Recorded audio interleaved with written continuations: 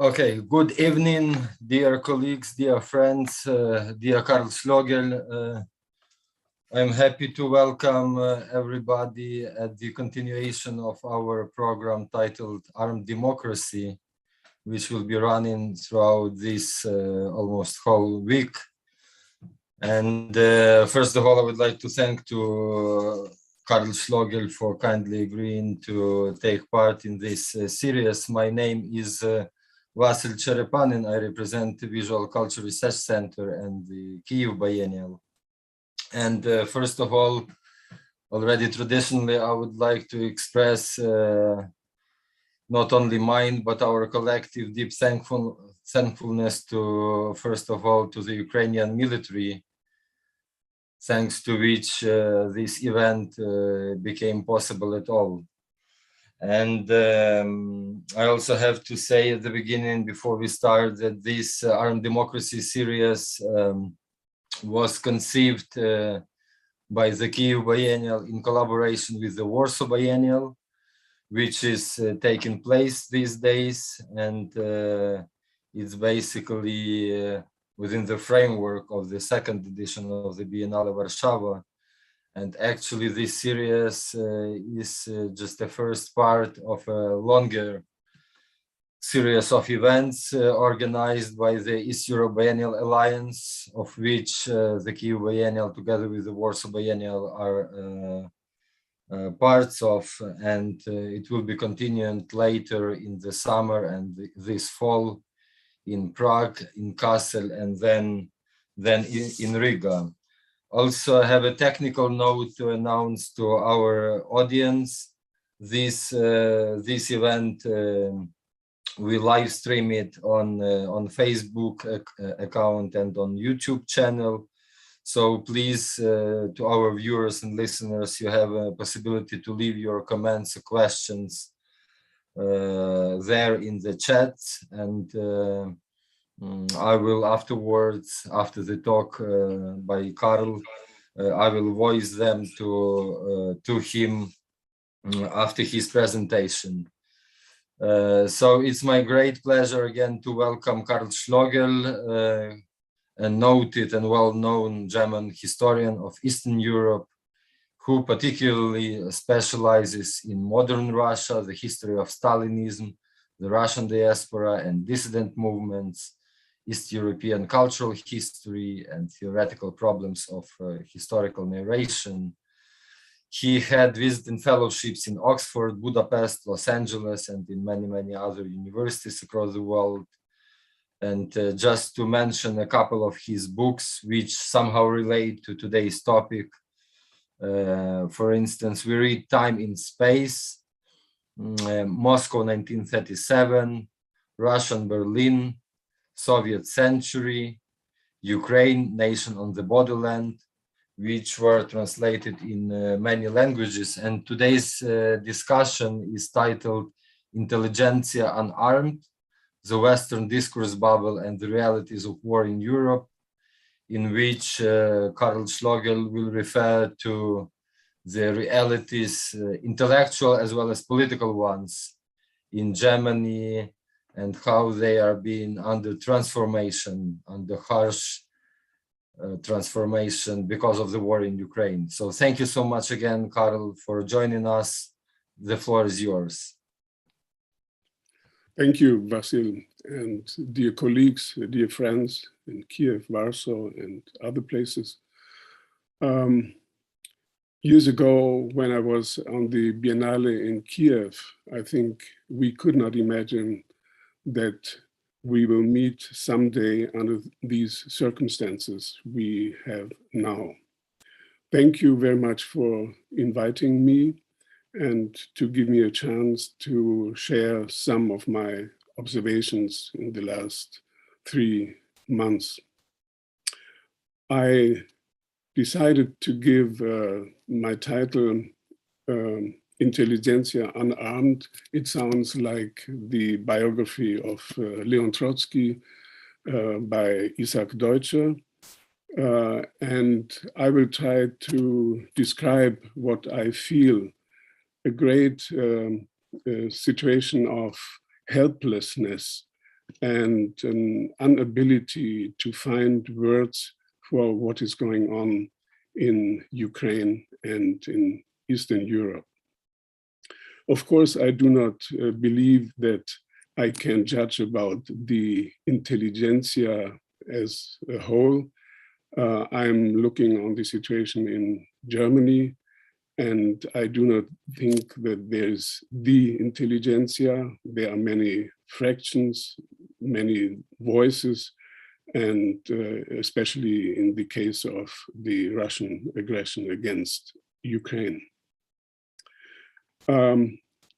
We organized a manifestation, a demonstration immediately after the invasion of Russian troops in Ukraine. It was in the center of Berlin, the 6th of March. And it was quite impressive to have thousands of people coming to the Bibelplatz. And there was a great demonstration of 100,000 people also in the center of Berlin. And it showed that there was a spontaneous ability to react to these unexpected, for many at least, unexpected aggression of Russia against Ukraine.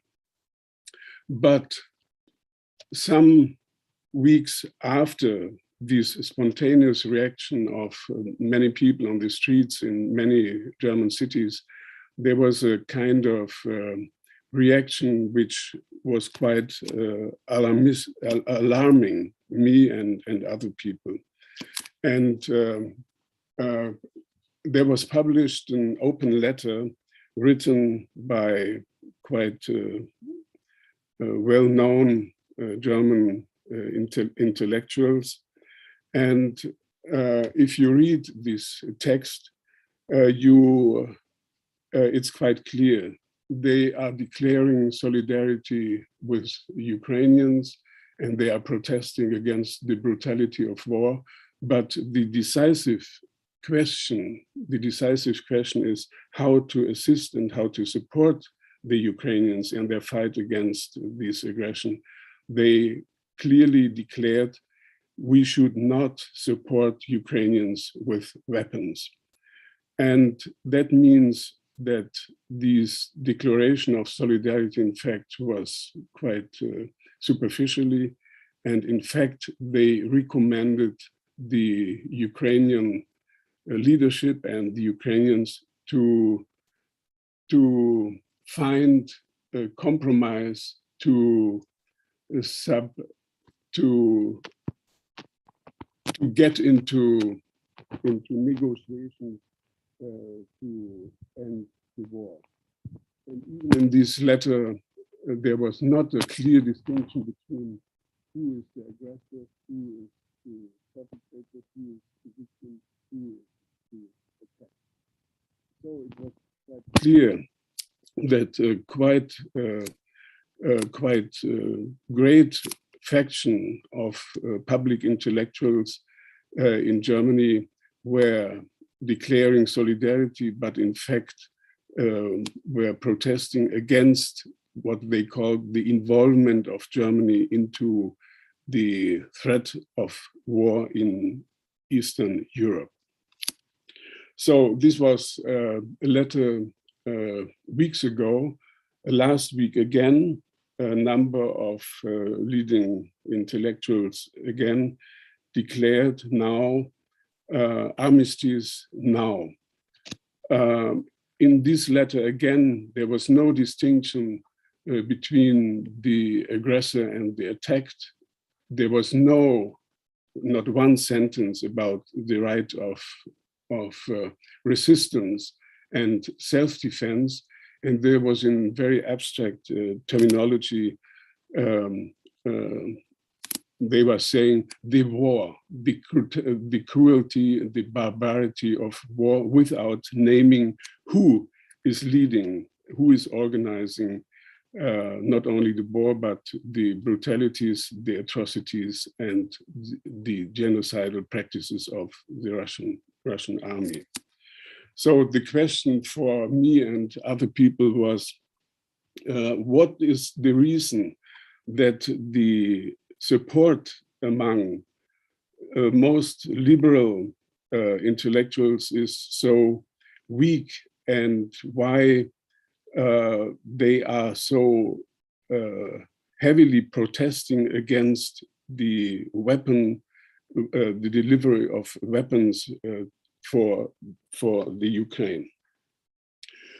Third point, which was very alarming me and others, two-page great article by Jürgen Habermas, one of the most renowned and acknowledged and famous philosophers in Germany, some people say in the Western world.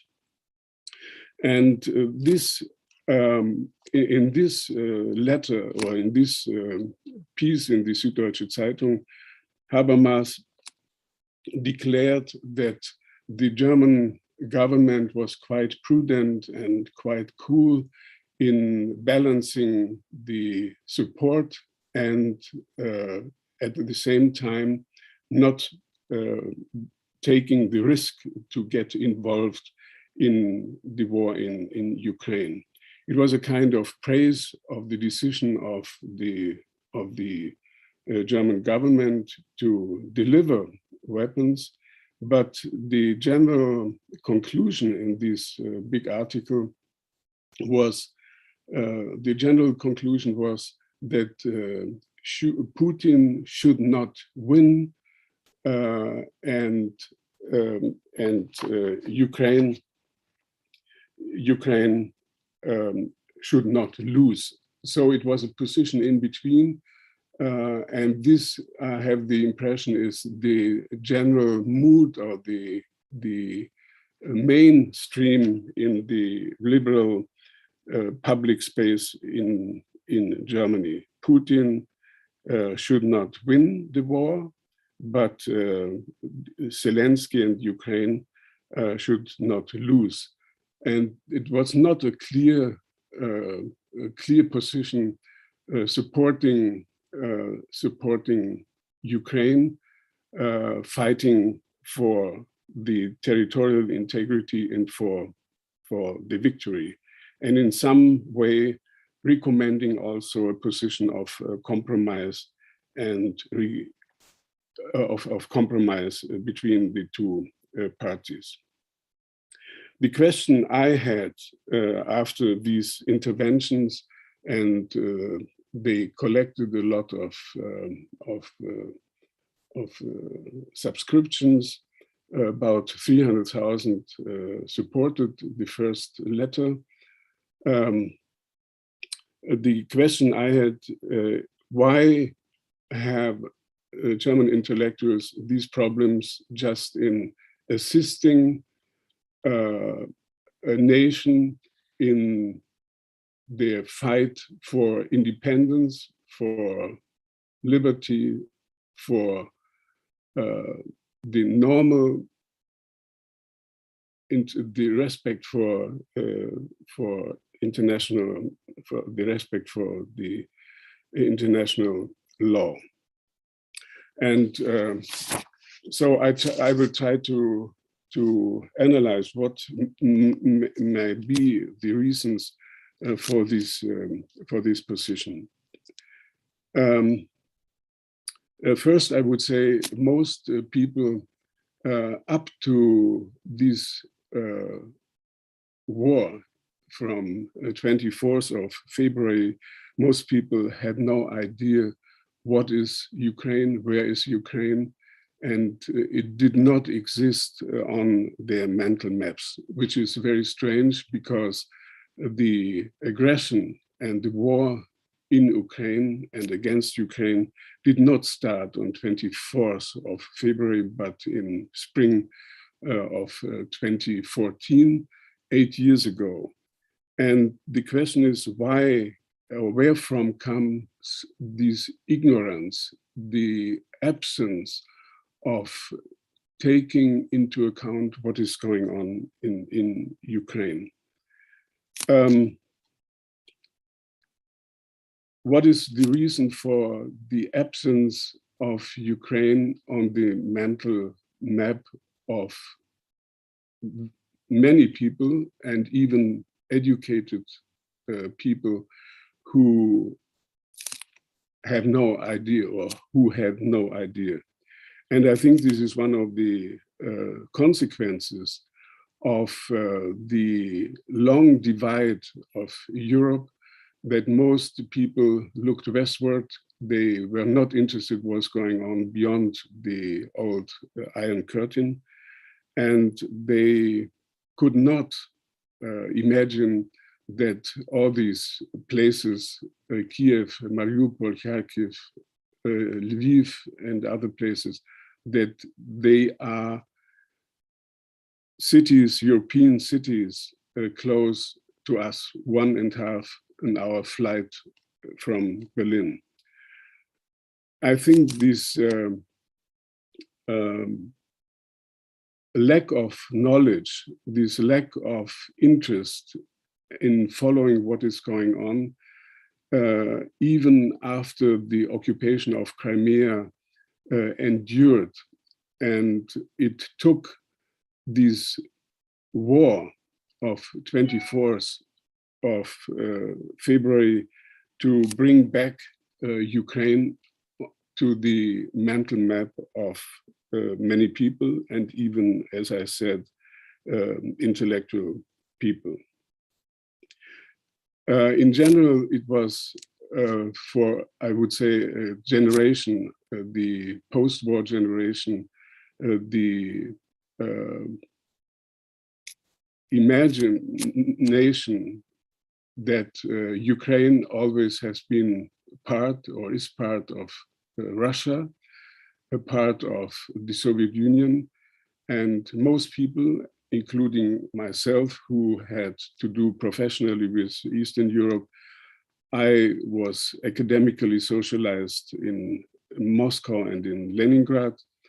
I have been very early in the 60s as a school boy, a student in Ukraine, in Lviv, Kyiv, Kharkiv, but it was on the way on tour to the center, that means to Moscow. And it is a quite general perception of Ukraine in Germany, that Ukraine is the backyard, a province, that the Ukrainian language is just a form of a dialect of Russia. And even the Orange Revolution, and even the Crimea occupation and the Maidan did not radically change this this way of perception. This is first, bringing back a country, Ukraine, which existed as a terra incognita for years and decades, and especially for the post-war generation. This is the first point. The second, that all relations in Germany are focusing on Russia. And it has a long story. It has to do with the relations between the empires, the Prussian and the Russian Empire, between Bismarck, Deutsches Reich, and the Russian Empire. It has to do with Rapallo, and up to the Molotov-Ribbentrop treaty, telling us about the idea of special relationships. It has to do with deep cultural relations. I mean, a lot of Russian intelligentsia, they travel to Berlin, to Göttingen, to Dresden. It has to do with the dynastic relations between German lands and Russia. But it has especially to do with ignoring the rights of the lands in between, and especially Poland, Lithuania, Baltics, and Ukraine. So if in Germany we talk to the East, it means first of all relation to Russia. And this concerns even the question of the World War II. when the Soviet Union has become the site of unbelievable crimes of genocide. But in general, all these, the feelings of guilt, the feelings of shame were projected onto Russia, ignoring that the main places of the killing fields or the bloodlands, as Tim Snyder has called it, have been Belarus and Ukraine. And so the feeling of responsibility always have been directed only and exclusively to Russia, ignoring that 3 million of forced laborers came from Ukraine, that millions of members of the Soviet army came from Ukraine, that the main sites of the genocide at the East European Jews had been on the territory of Ukraine, Belarus. So it was necessary to reconfigure the space on the mental map and the lieu de mémoire in the imagination of many Germans, not only to look and to fix to Russia, but to take into account, to respect the interests in between. That means between Russia and Germany, the killing fields, the bloodlands, and the countries, the peoples and nations between the totalitarian dictatorships of Hitler and Stalin. A third moment, I would say,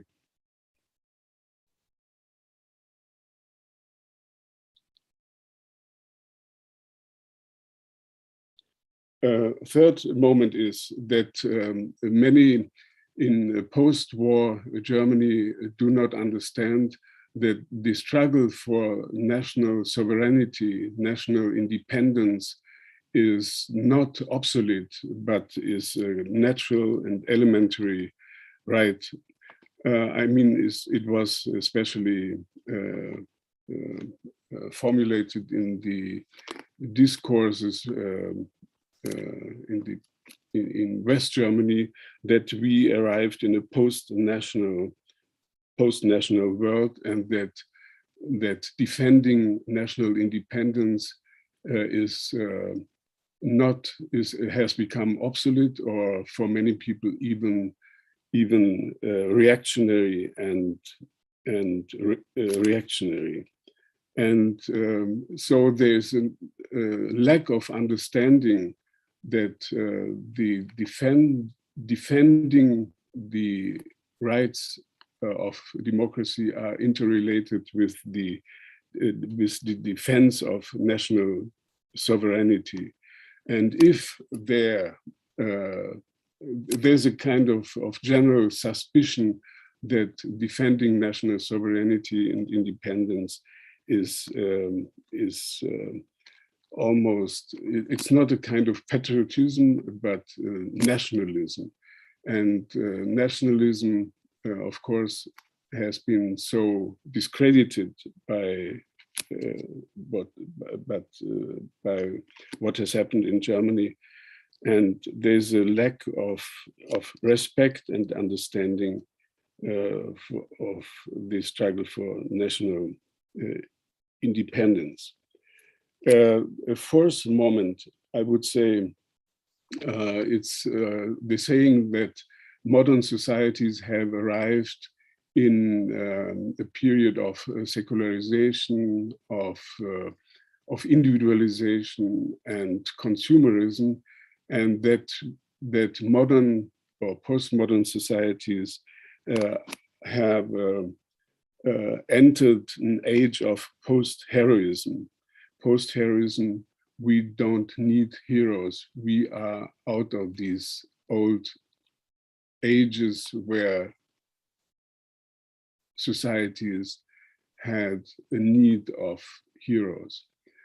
So it's quite far away from normal and well-organized and societies like, especially in West Germany, that people to see that people on the Maidan and today are just changing from their normal professions, being an IT expert, but to able to take up a weapon and to defend their families, their friends, and their nation. And this saying of that we have entered the post-heroic society, I would say, is quite characteristic and very, very far away from what in fact is going on now in defending the Ukrainian cities and the Ukrainian country.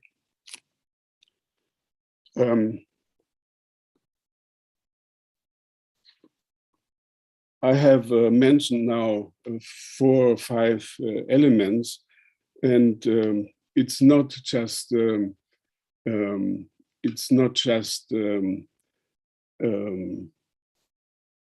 4 or 5 factors forming the worldview and the public space, but I would say it's a system of coordinates, a system which is still working, but which is in fact eroding, and the war, the resistance of the Ukrainians is in a certain way the catalyzing and the element of eroding these bubble of arguments, discourses, and is opening a space for the discussion of questions we have long ignored.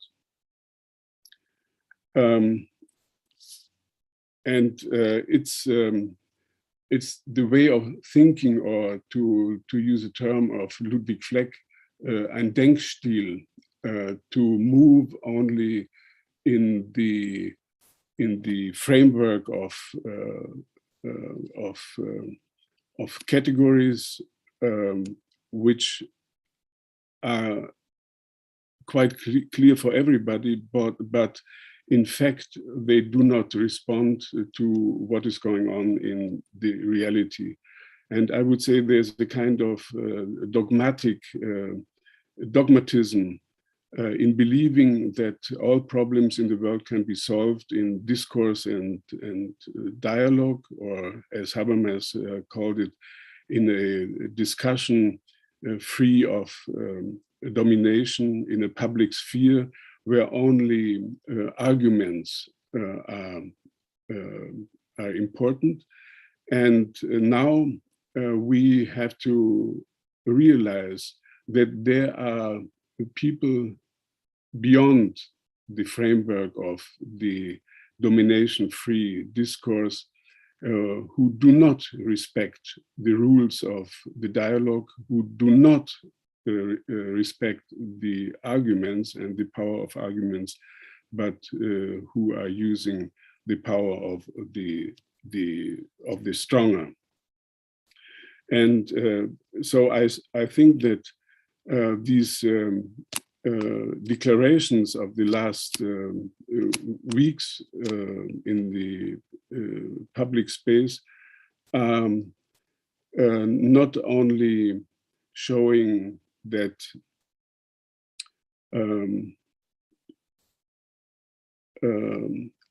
that we have not exactly the categories and the forms to which are adequate to the reality, but it's also a chance to open and to go beyond the limits of the traditional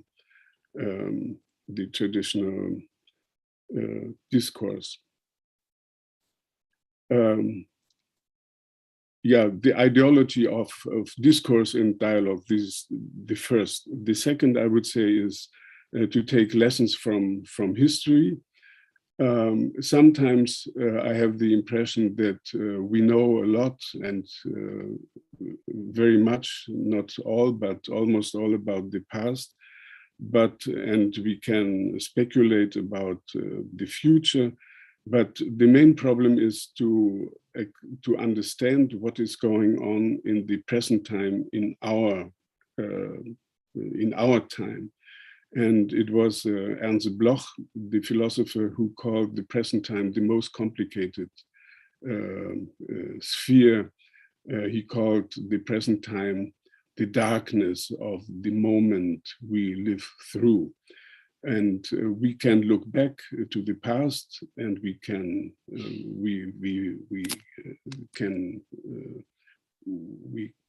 see what and make an interpretation of what and how the history happened, and we can speculate about the future. But the most complicated field for analysis is the present time. We have no guarantee. It's a place of openness, of risk, of decision making, of individual interventions, etc. And it's clear that that we, or every generation, has to find its own way. And there is always a saying, to take the lessons from history. History gives us information, what and how history has taken place, but there are no receipts for the solution of what we have to do today. And I think that the images we have seen now from Mariupol or Bucha or Irpin, they tell us that, or these images are added to the images we know already from what has happened 80 years ago. All these places I know, Azovstal in Mariupol, or the center of Kharkiv. When I told to my publisher in Kiev, he told me that his mother, who is over 90 years, she said, I have seen and I have listened this already years ago when the Germans came in. So I would say there's no memory which can ignore what is going on today in our days. The third, it has to do also with the hard work of analysis and finding words and finding a language. This is what is Russia, what is Putinism. And most people have fear to call what Russia is today fascism. I have no problem, I do not hesitate to call it fascism, but I think that the order, the ideological and the political, etc., system of today, of Russia of today, is something new, which we have still to analyze. And it's there are many elements of folkish, of fascist, of what we know from Mussolini, Hitler, etc. but I'm convinced that one of the reasons of the weakness of the response of intellectuals is that we have not the proper analytical framework to describe and to understand what is going on. And it reminds me very much to the situation of the intellectuals in the 30s, when all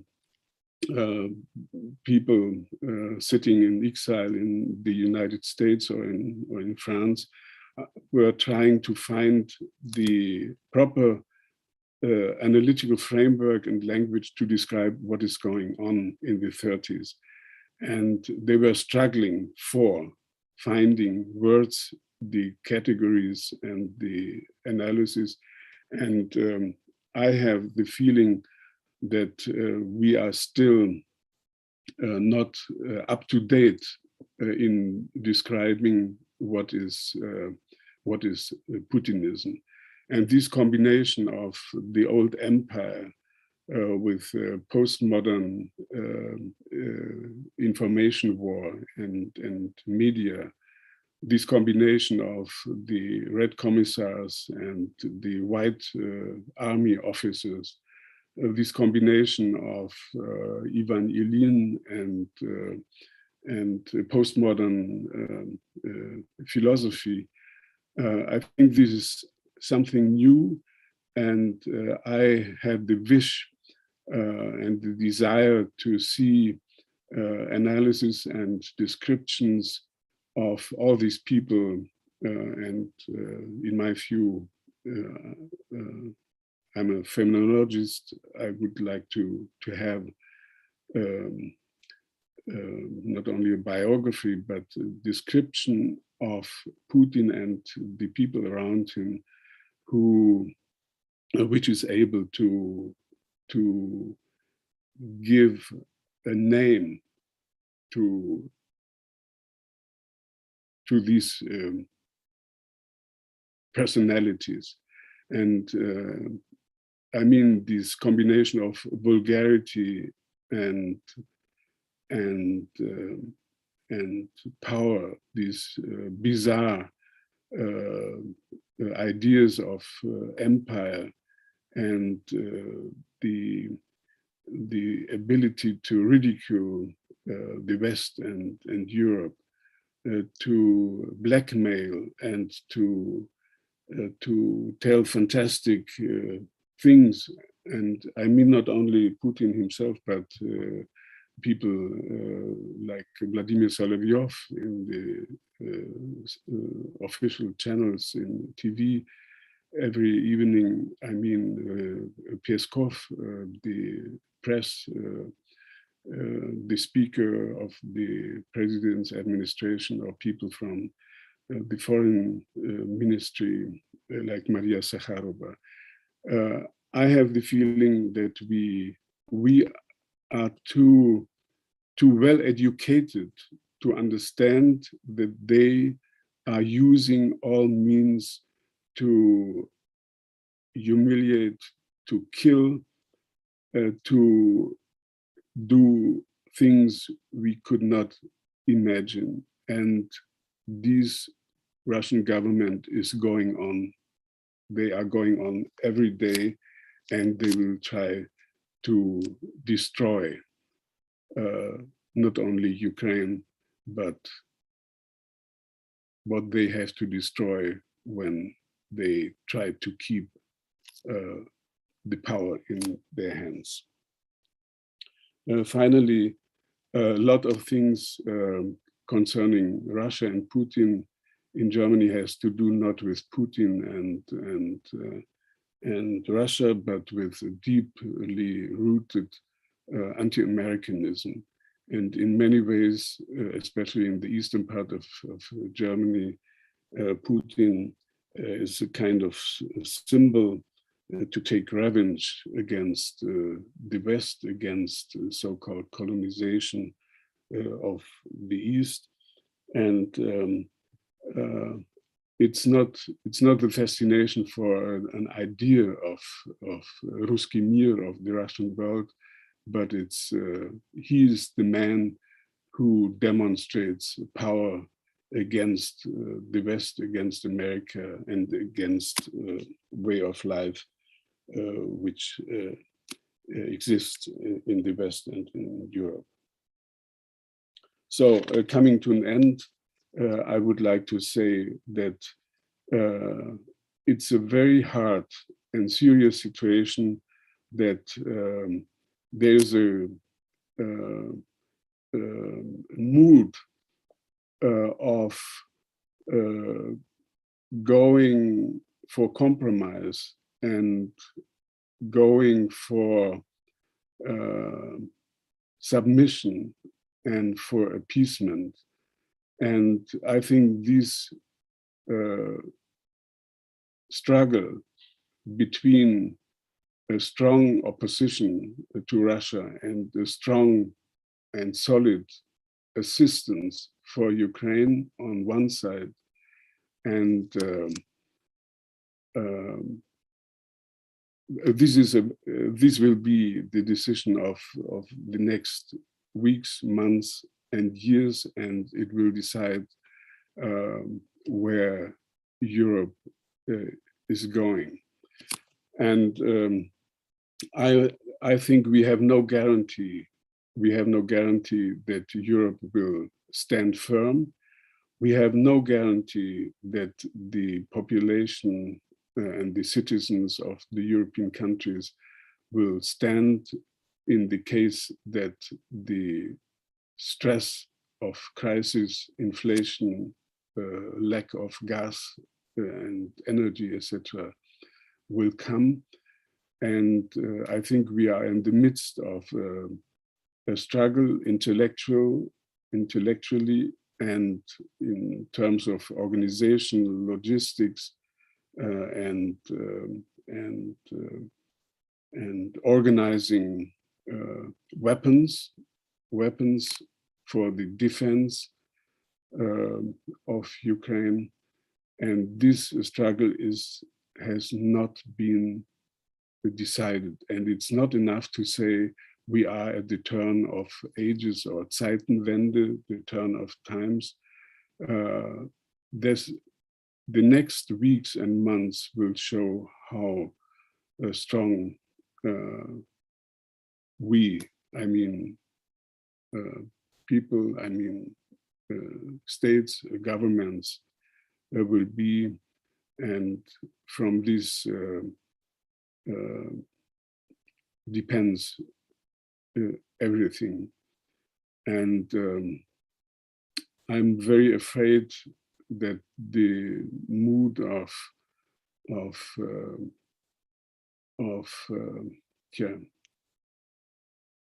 a deeply rooted pacifism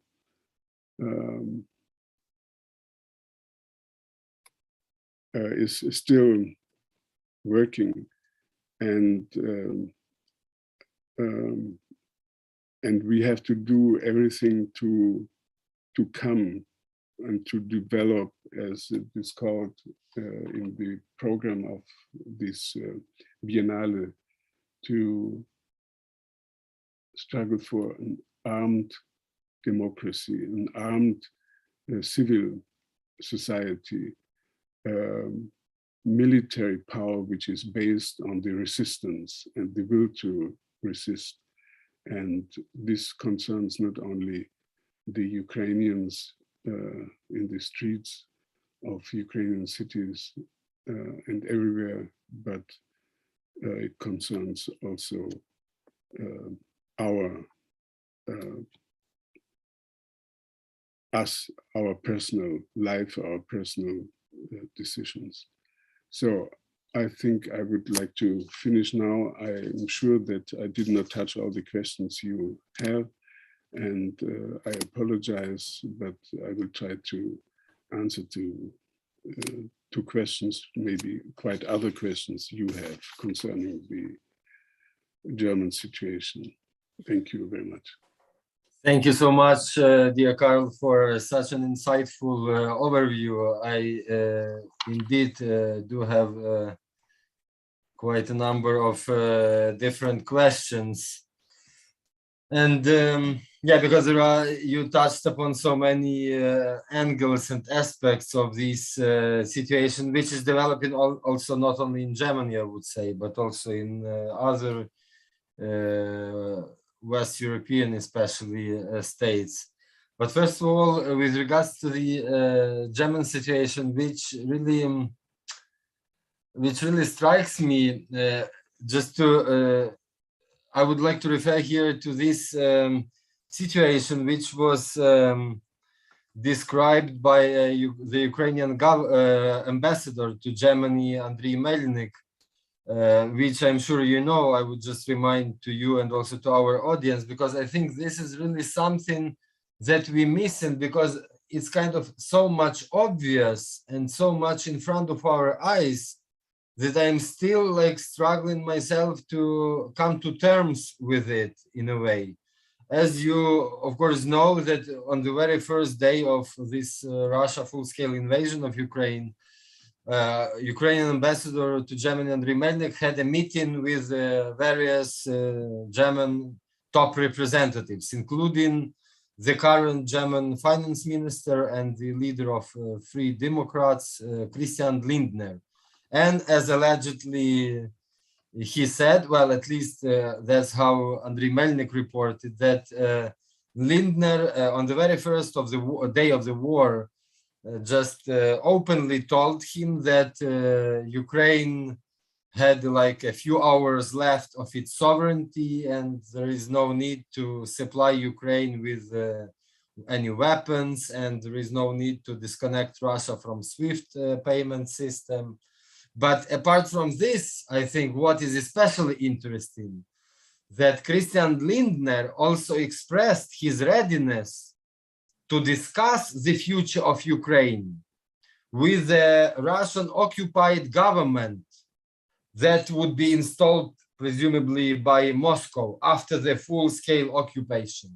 So what strikes me is not on, well, on a personal level, of course, this strikes me because if these kind of calculations of the German officials, well, in this case, it was not only the calculations of the German officials, but in general of the various Western officials, if they came true, right, I, of course, wouldn't be able to sit here and talk to you, obviously, right? So my country wouldn't exist in that form that we have today.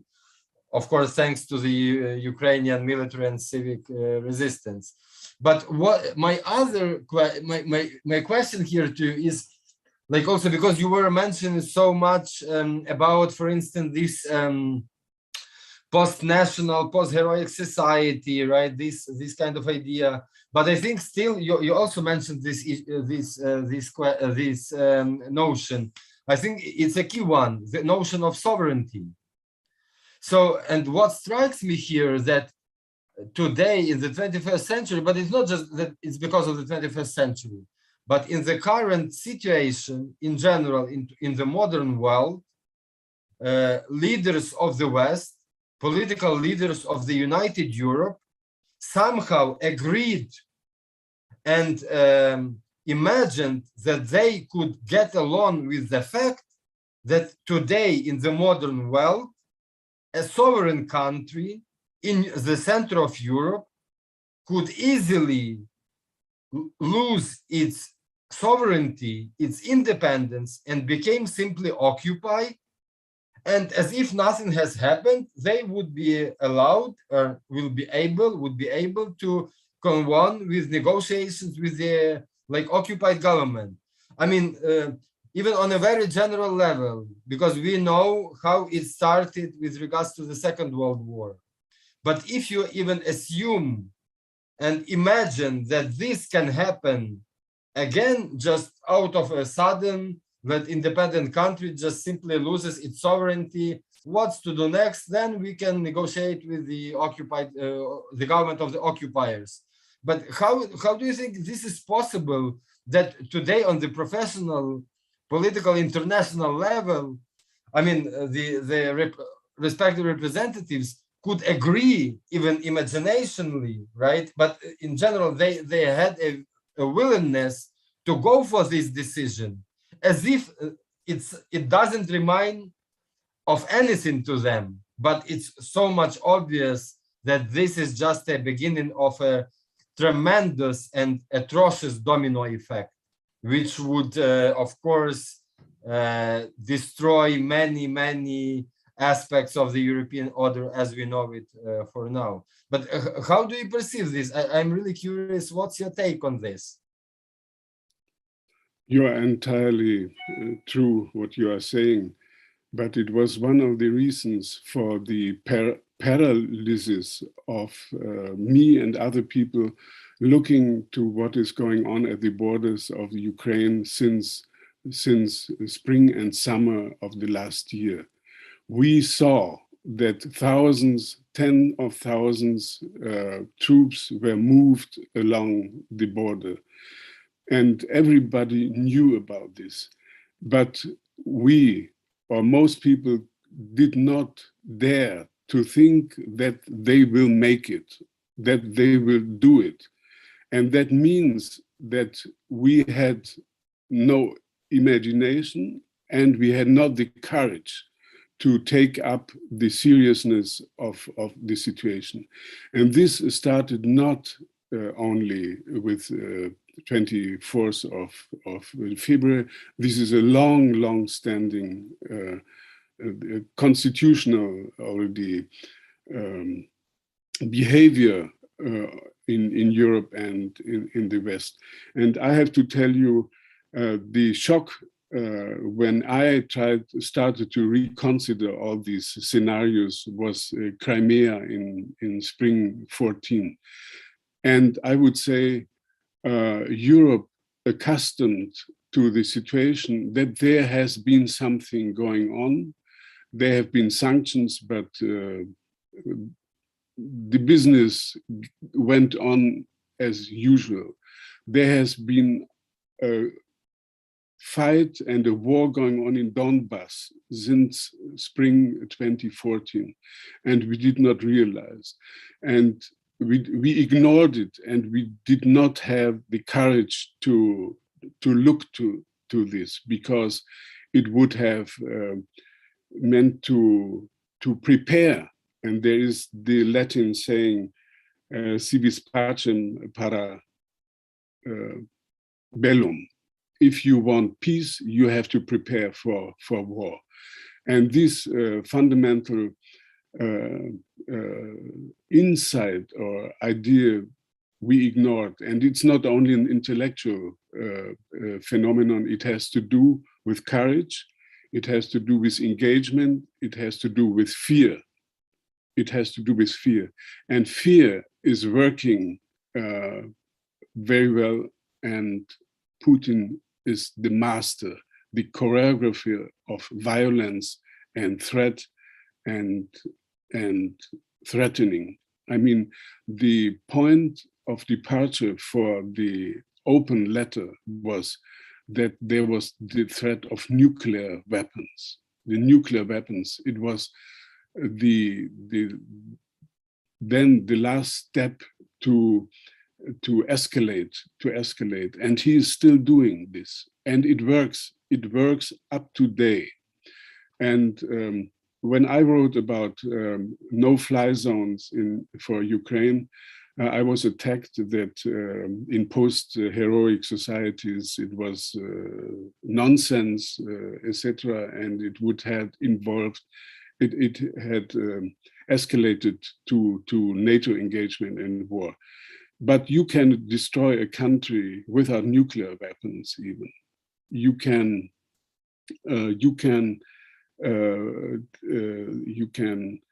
a country transform into Wüstenei, into empty space, just shelling, destroying rockets, etc., as the Russians do now in Donbass.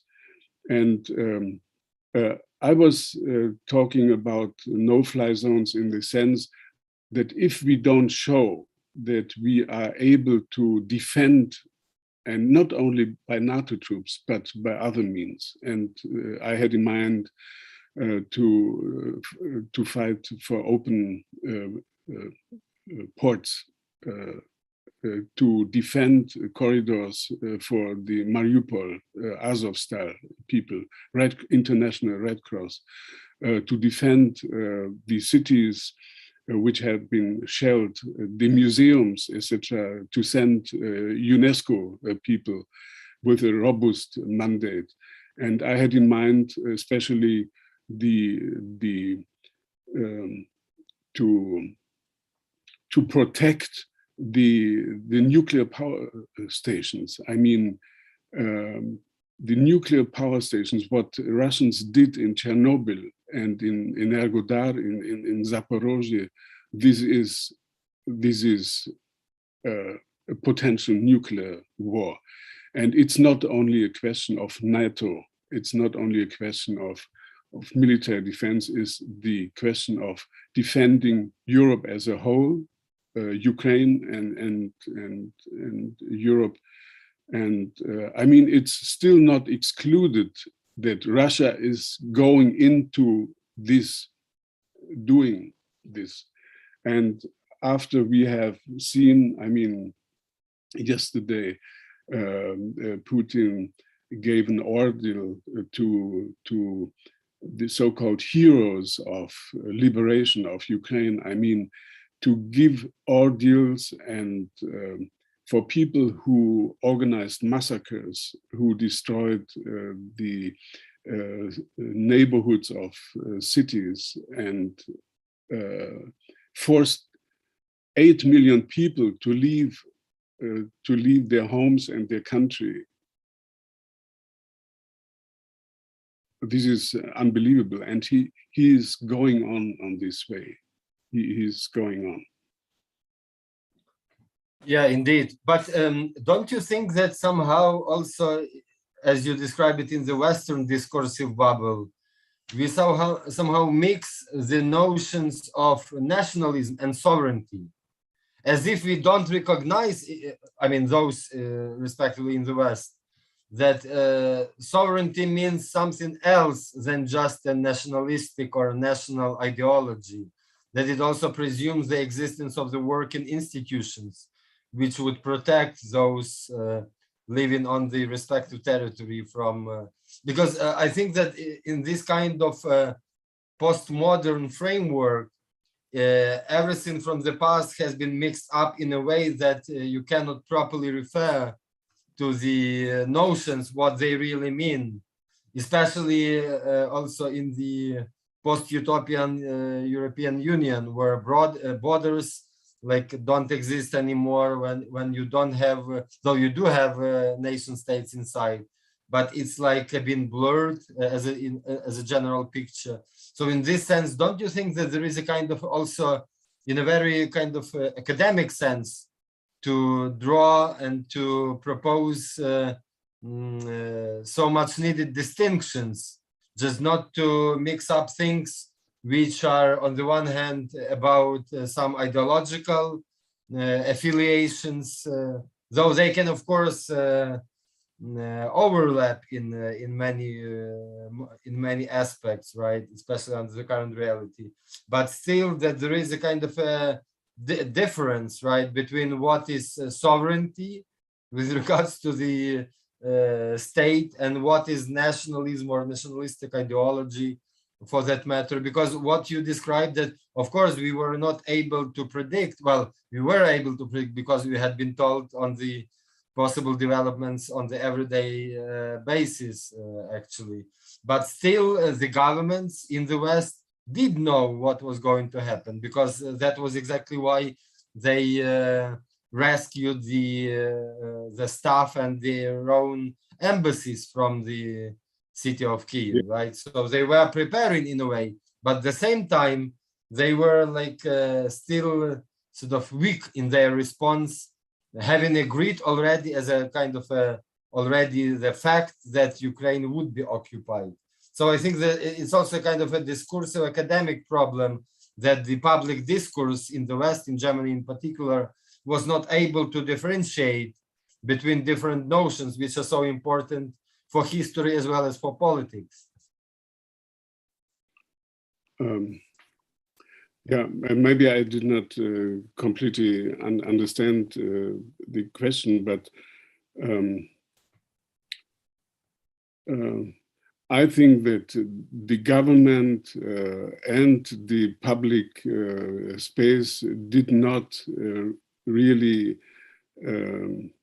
understand. They didn't want to understand. That is important, because we could follow every day to get the information what is going on, and the governments reacted, as you said, by evacuating the embassies, etc.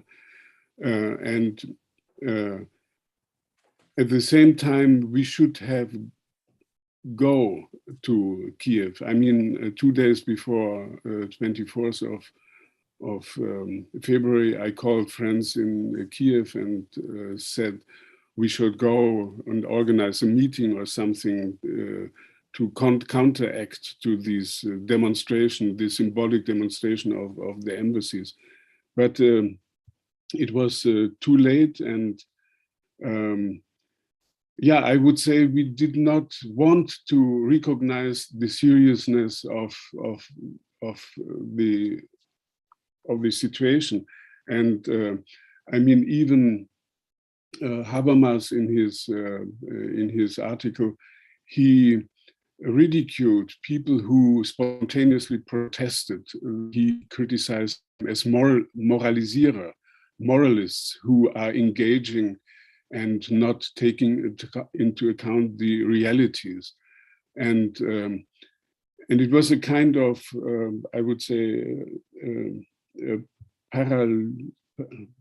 paralysis of perception, and it took time to come to terms with the reality. And I mean, Ukraine is the last example, but look at what happened, not only Crimea, but look to Belarus. I mean, Belarus, there was a mass movement, the biggest mass movement in the last years, and it was an entirely new country. And what at that time, how the public opinion in Europe reacted. I mean, they said it's very impressive, but how to support, how to react. I mean, even the so-called icon, one of the initiatives of the open letter, the icon of German feminism, she did not open her mouth. She did not collect one signatory for protesting against the oppression of the women, the movement in Minsk and Vitebsk. So it tells also something about, yeah, I would say moral and intellectual corruption. And there's not only economic corruption, the deep interrelationship between the business world and the Russian oligarchic and criminal organized criminal world, money laundering, etc., etc. City of London getting billions from Russia, etc. No, it showed, the crisis showed that the West is not prepared, that they ignored and they profited from the cooperation with Russian money, Russian capital, etc. And you can see it in every capital in the West. Yeah, we have to talk, and also about moral ignorance,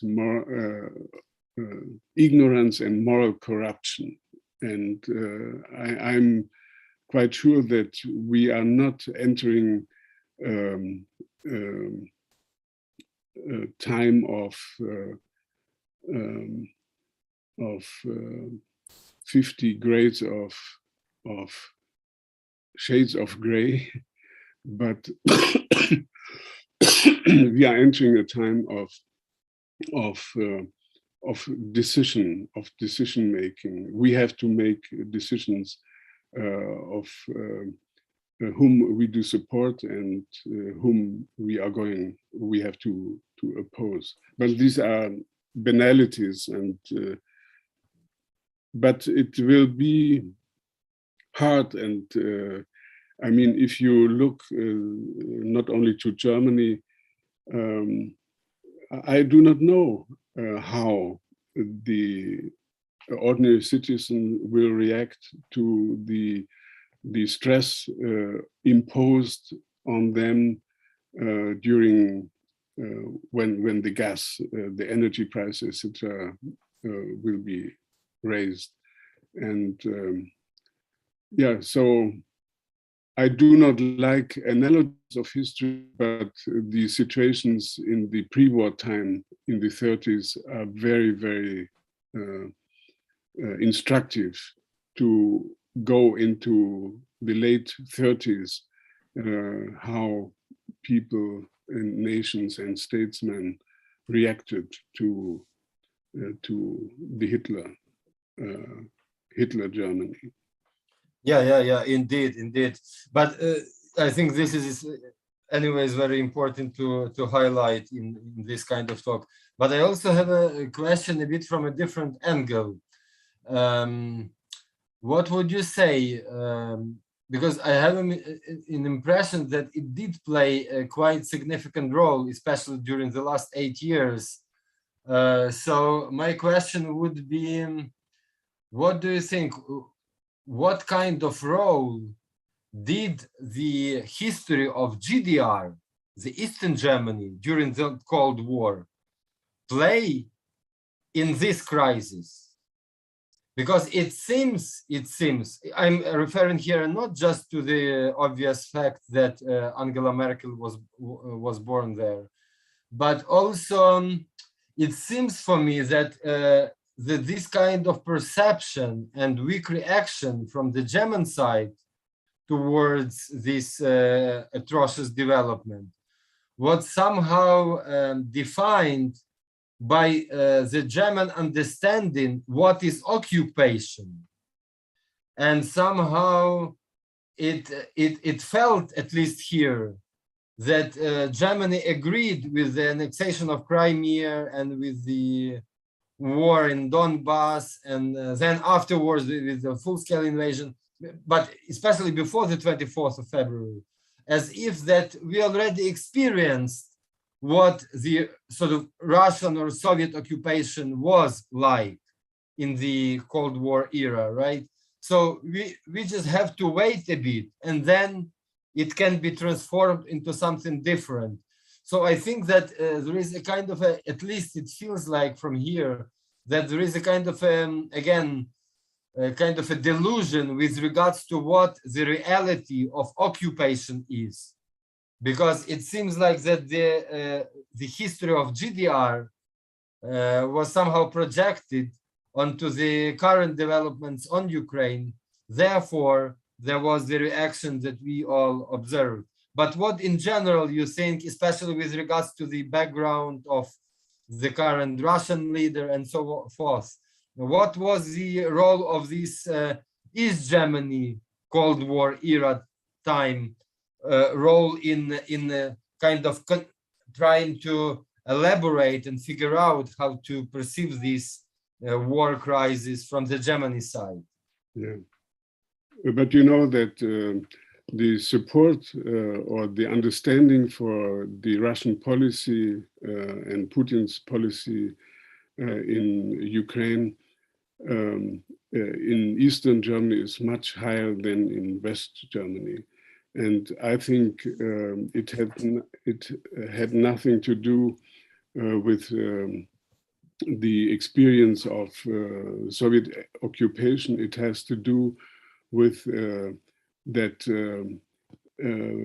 Russia is perceived as the only opponent against the America-dominated Western world, and as I tried to explain, that he is in a certain way defending the East against the pressure and colonization, and in the process of the Eurification. All people who feel underprivileged in the reunited Germany, they are, I think, on this basis, not supporting, they are not fascinated. They don't go to Russia because they like it, but there have been flags and posters in the Dresden demonstrations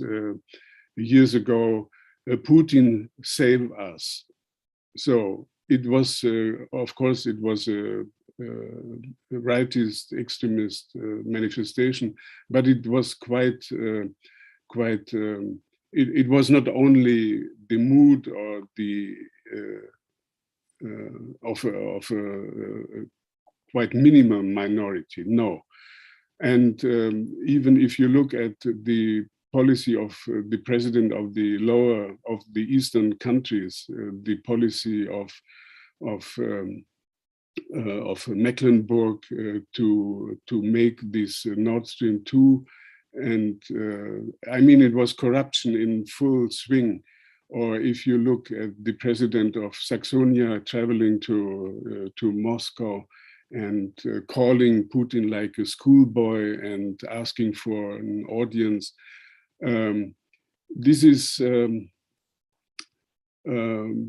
I mean, there are very specific moments which differentiate the situation in Germany from, let's say, Great Britain or France. And another point which is mostly or very often ignored, we have in Germany about 3.5 million people of Russian speaking, so-called. And as Putin and Lavrov several times explained, the Russian world, Ruski Mir, is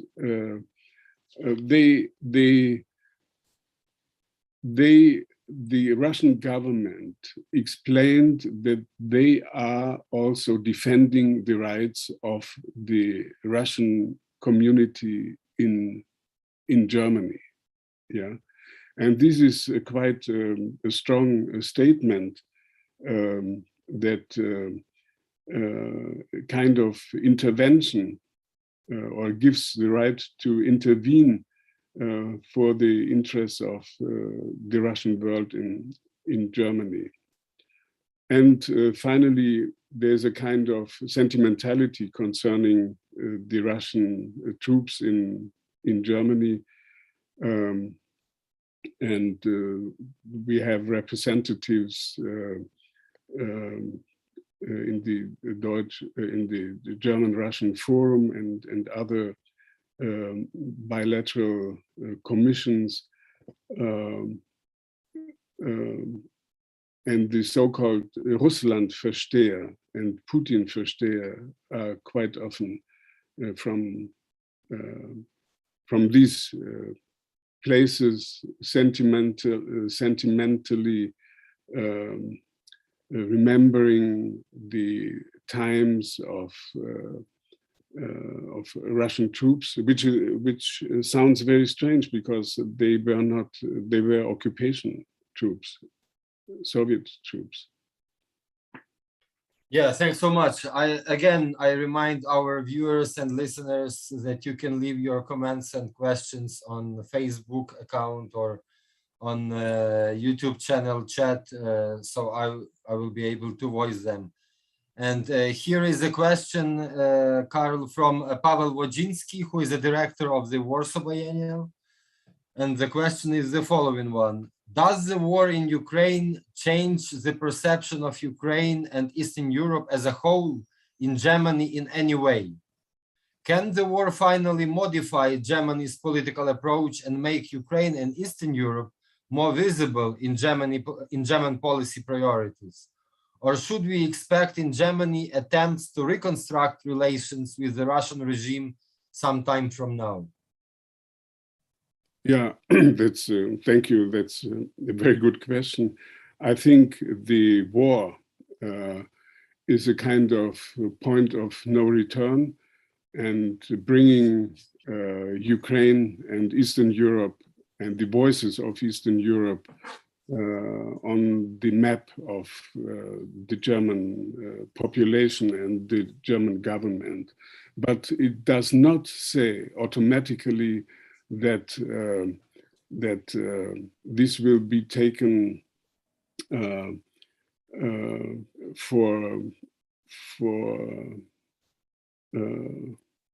there's no guarantee, and there will be a struggle going on in Germany how to react to the security demands of the Eastern European countries.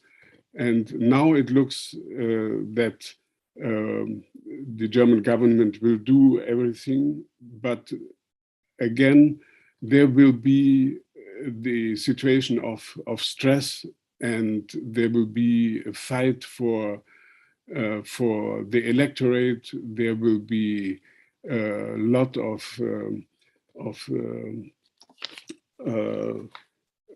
faction struggle, and there's no guarantee, I would say.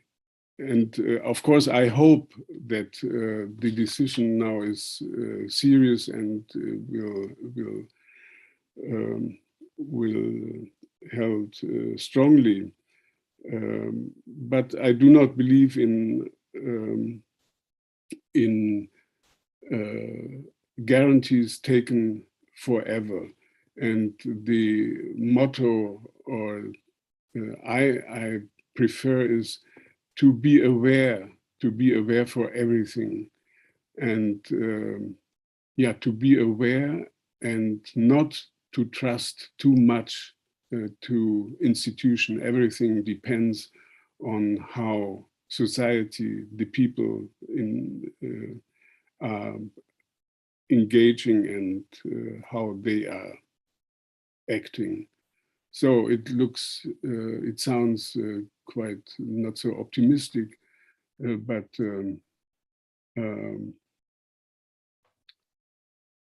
we entering a new phase or age, and we have to learn anew and to build Europe from below, and because the institutions are weak and fragmented, and the governments depend on the public mood, etc. So I believe in the strongness of the people, and that means what happened in Minsk, what happened in Ukraine, which all these experts, including Christian Lindner, did not expect, that the Ukrainians will take up the arms and defend themselves and their country. I mean, all these experts believed that Kyiv would be taken after several days, but they did not understand that Ukrainians don't give up. And this, I think this will be also in the next time. We should not only trust the experts, but look what is going on. Yeah, definitely. I hope the Germans won't give up as well. But in this regard, just also kind of a following up to what was just asked, don't you think that this unwillingness and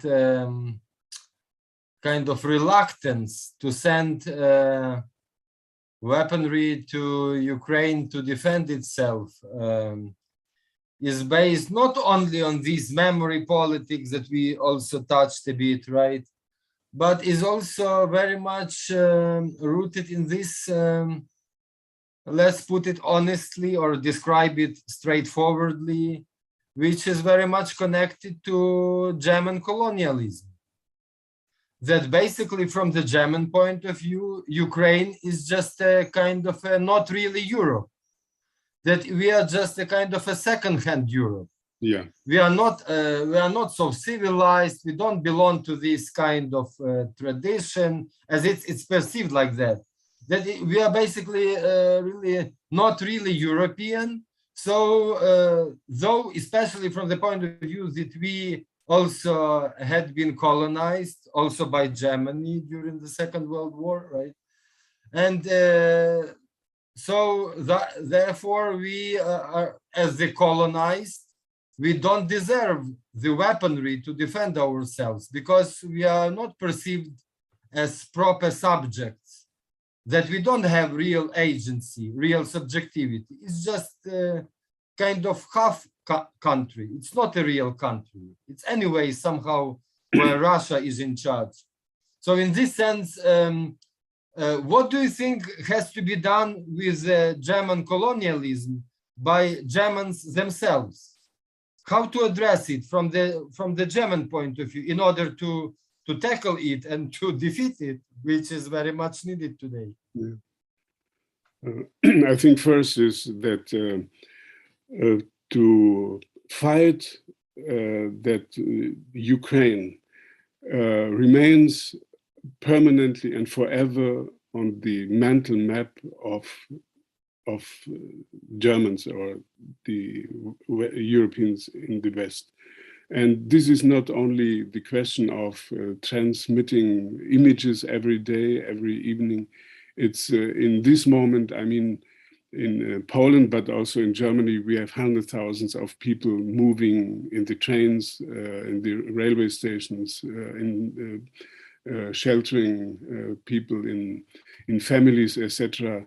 And this creates a kind of interchange and communication which we could not imagine. It's not only reading books, it's not only enlightening what is Ukrainian culture.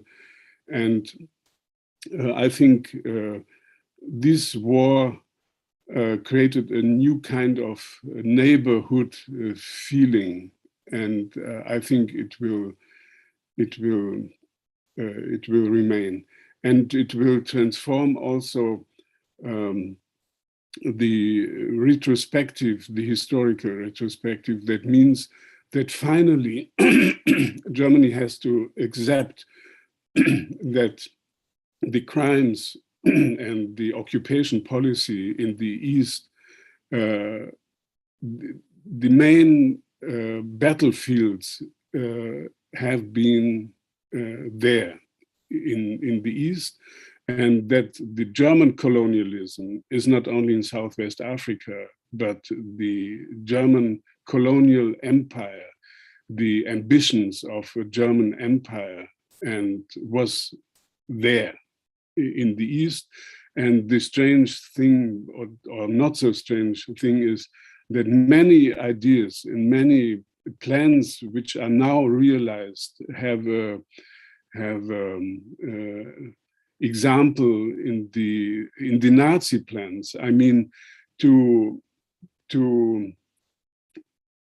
take a country, to exploit it, and to take grain. I mean, this is like the Hitler plan, the Generalplan Ost, to create a colony in Europe, in difference to the British Empire, the Netherlands, and the France, which had overseas empires.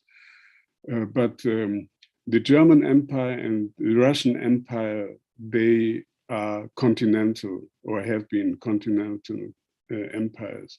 And there's quite, yes, I think the German history, especially in the 20th century, has a lot to do with the German form of colonialism. And probably it has also to do with the future of thinking about the future of Russia, because the struggle of Ukraine is now a struggle for an existence in a post-imperial space, a post-colonial and a post- and anti-imperial struggle.